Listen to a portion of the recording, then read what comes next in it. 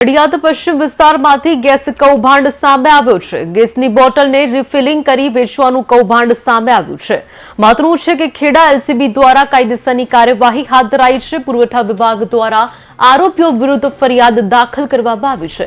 રહેણાંક મકાન પાસે ઓરડીમાં કૌભાંડ સામે આવ્યું છે। જિલ્લા પુરવઠા વિભાગે પોલીસમાં ફરિયાદ નોંધાવી છે।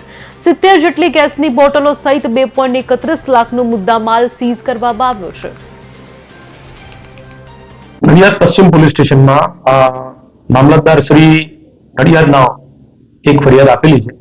ફરિયાદની હકીકત જોઈએ તો એની અંદર તારીખ 24/12/24 ના રોજ એલસીબી ખેડાને બાતમી મળેલી કે નવરંગ સોસાયટી ખાતે એક ગેસના બોટલ્સ રિફિલિંગ કરવાનું જે રેઝિડેન્શિયલ હેતુ માટેના જે ગેસના બોટલ છે એને કોમર્શિયલના બોટલમાં રિફિલિંગ કરવાનું એક કૌભાંડ ચાલી રહ્યું છે।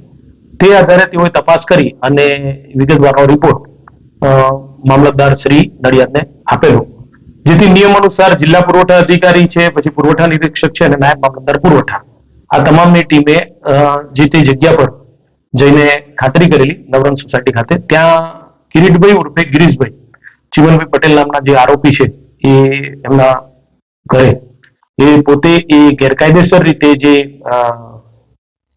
ઘરેલુ ઉપયોગ માટે આવતા જે એલપીજી ગેસ છે એની બોટલમાંથી કોમર્શિયલ બોટલોની અંદર ગેસનું રિફિલિંગ કરતા હતા। 70 જેટલી બોટલો મળી આવેલી અને 20 જેટલી ખાલી કોમર્શિયલ બોટલો હતી।